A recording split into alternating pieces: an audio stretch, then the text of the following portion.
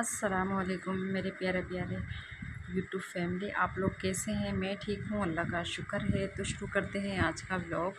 तो फ्रेंड, जैसे कि मैं धो रही हूँ फ्रिज। मेरा फ्रिज जो है बहुत ज़्यादा गंदा हो गया था, तो इसकी वजह से मैं धो रही हूँ।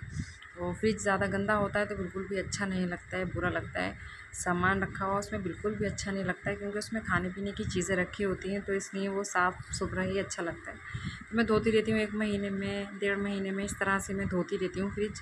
मुझे ज़्यादा गंदा फ्रिज जो है वो बहुत बुरा लगता है।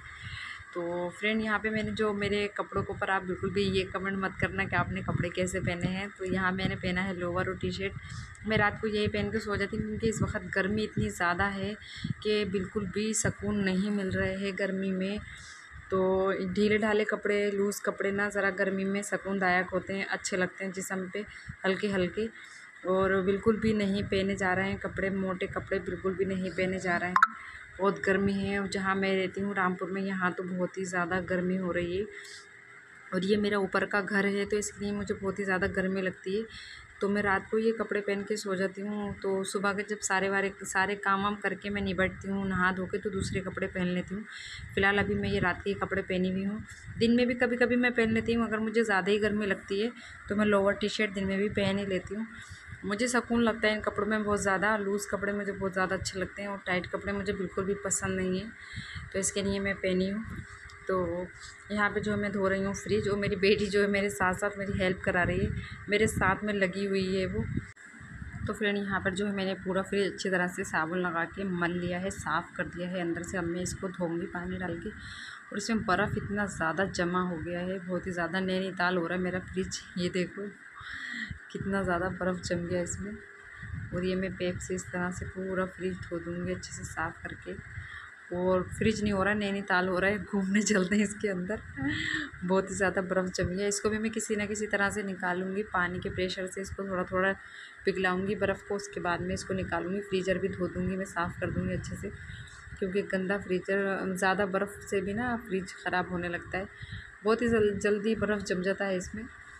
पता नहीं कहाँ से इतना बर्फ़ आ जाता है। कूलिंग ज़्यादा, मतलब इस वक्त गर्मी बहुत ज़्यादा है ना, तो मैं 4 पे तो नहीं रखती हूँ, 5 पे या 5.5 पे, 6 पे कर देती हूँ। ज़्यादा गर्मी होती है तो इसकी वजह से ना बर्फ़ जम जाता है। ये देखो फ्रिज की ट्रे जो है बर्फ़ की, वो भी नहीं दिख रही किधर रखी है। भगोनिया में पानी रख दिया था, वो भी दब गई उसके अंदर, बर्फ़ के अंदर पूरी।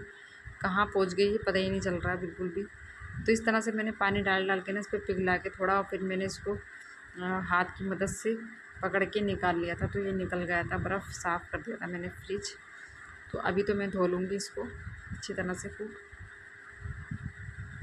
और हर चीज़ में साफ़ सफाई अच्छी लगती है, गंदी चीज़ें बड़ी बुरी लगती है। मैं साफ़ सफाई का बहुत ज़्यादा ख्याल रखती हूँ, और रखना भी चाहिए। वो खाने पीने की चीज़ें रखी रहती हैं इसमें, तो गंदा जो है बुरा लगता है। तो ये देखो फ्रेंड, इतना ज़्यादा इसमें बर्फ़ निकला। दिखाओ। तो मेरी जेठानी का लड़का आ गया था, बोला चाची मैं खाऊंगा। मैंने कहा ये मत खाओ, ये बहुत दिनों का बर्फ़ जमा हुआ है, ख़राब है, नुकसान देगा। इतना बर्फ़ ये पड़ा है इधर, सब निकाल दिया मैंने। ये पड़ा है, ये दिखाओ, ये कितना पड़ा है।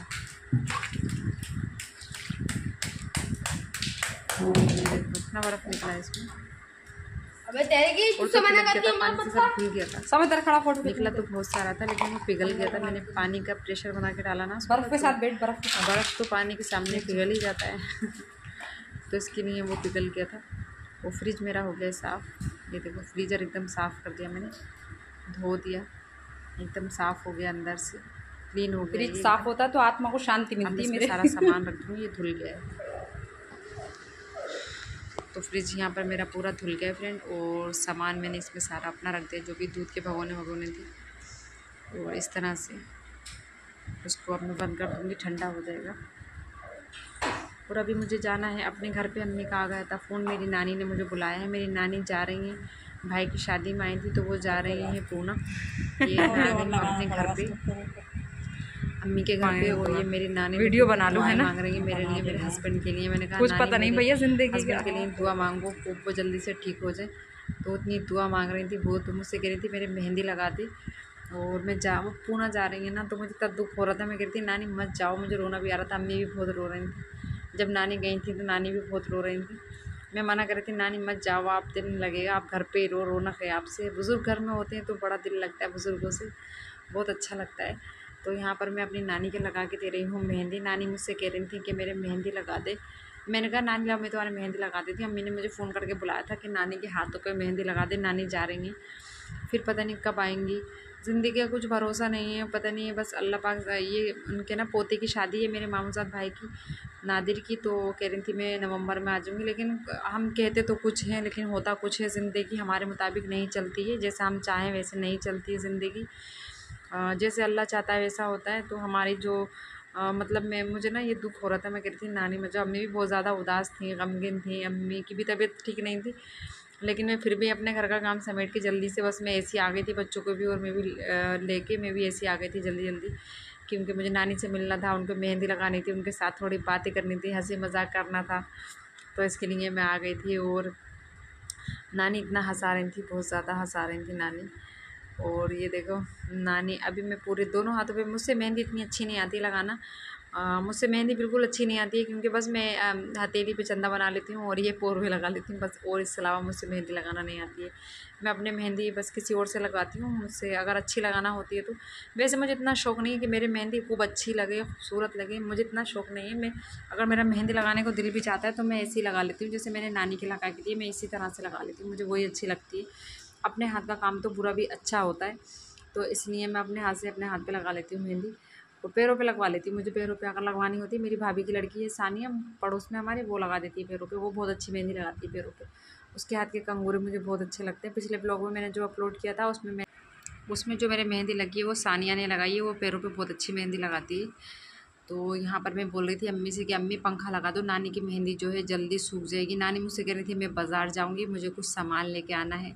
मैंने कहा नानी गर्मी बहुत ज़्यादा है, तो मैंने कहा पहले मेहंदी सुखा लो फिर चलना तुम बाज़ार। तो नानी बाज़ार गई थी शाम में, फिर मैं वो शूट नहीं कर पाई थी, क्योंकि मैं बाज़ार का ब्लॉग ज़्यादा बनाती नहीं हूँ। मैं घर से निकलने के बाद ज़्यादा ब्लॉग नहीं बनाती, क्योंकि यहाँ के लोग हैं ना, वो तो हैराने से देखते हैं, नज़रों से देखते हैं अजीब अजीब। तो इसके लिए मैं बस अपने घर के अंदर का ही ब्लॉग शूट करने लगती हूँ। हंसी बनाते हैं कि तुम्हें कुछ मिल तो है नहीं रहे, क्या कर रही हो, पागलपन है ये, और तुम्हें कोई सपोर्ट नहीं करेगा, ना तुम्हें कोई लाइक करता है, ना तुम्हें कोई पसंद करता है, और हर वक्त मोबाइल हाथ में रहता है, ये है वो, हर काम करती हो तो व्लॉग बनाने लगती हो, ये क्या है। मतलब लोग तरह तरह की बातें करते हैं, तो इसलिए ना दिल दुखता है बहुत ज़्यादा। तो मैं कह रही थी कि कामयाबी एक दिन नहीं मिलती है, लेकिन एक दिन ज़रूर मिलती है इंशाल्लाह। अल्लाह मुझे भी कामयाबी देगा, अल्लाह पाक जो भी यूट्यूब पे हैं, अल्लाह पाक सबको कामयाबी दे, सबके साथ साथ मुझे भी कामयाबी दे। तो इसके लिए बस आप सब लोग सपोर्ट करो मुझे, और दुआएं किया करो मेरे हस्बैंड के लिए कि अल्लाह पाक उनको जल्दी से जल्दी सेहत दे, तंदुरुस्ती दे, उनके हाथ पैरों को ठीक कर दे अल्लाह पाक। तो यहाँ पर जो है मेरी अम्मी बना के ले आई हैं चाय, और मेरी नानी की जो है मेहंदी लग चुकी है। और ये देखो अम्मी पूरा भगोना उठा के लिए थी, क्योंकि किचन में बहुत ज़्यादा गर्मी हो रही थी। तो ये बैठी है मेरी नानी, देखो मैंने मेहंदी ऐसी लगाई है अपने नानी के, कैसी लग रही है कमेंट करके ज़रूर बताना। मुझसे बस ऐसी मेहंदी आती लगाना, अच्छी मेहंदी नहीं आती मुझसे लगाना, लेकिन मुझे अपने हाथ का काम अच्छा लगता है, बुरा भी काम अच्छा होता है, तो इसलिए मैं बस ऐसे ही मेहंदी लगा लेती हूँ। अपने भी मैं सेम इसी तरह मेहंदी लगाती हूँ, मुझे ये मेहंदी अच्छी लगती है। तो नानी बहुत ज़्यादा खुश हो गई थी, हैप्पी हो गई थी, और इतनी बलाएँ ले रही थी मेरी। और किस किस की नानी है कमेंट में ज़रूर बताना। और मेरी नानी अल्लाह पाक दोबारा नानी आए, फिर हम उनके साथ में इसी तरह से टाइम स्पेंड करें, और वो हमें दुआएं दें, हमारी बलाएं लें। और मैंने तो नानी को पता है मैं गोद में उठा लेती हूँ, नानी को घुमा देती हूँ पकड़ के नानियों से भी बहुत प्यार होता है। नानी अपने बच्चों से, नवासी नवासों से बहुत प्यार करती हैं, बहुत मोहब्बत करती हैं। तो अल्लाह पाक नानी को फिर वापस लेके आए, अल्लाह पाक उनकी इतनी ज़िंदगी तंदुरुस्ती करे कि वो अपने पोते की भी शादी देखें। और मेरे भाई की शादी तो उन्होंने देख ली, नवासी की शादी, मेरी शादी, मेरी बहन की शादी, 2 पोतियों की शादी भी हो गई है, और अब एक पोते की भी हो गई है, अब एक पोते की और होने वाली है। तो फ्रेंड वीडियो अच्छा लगा हो लाइक शेयर कमेंट करना, और ज़रूर बताना कैसा लगा आप लोगों को वीडियो।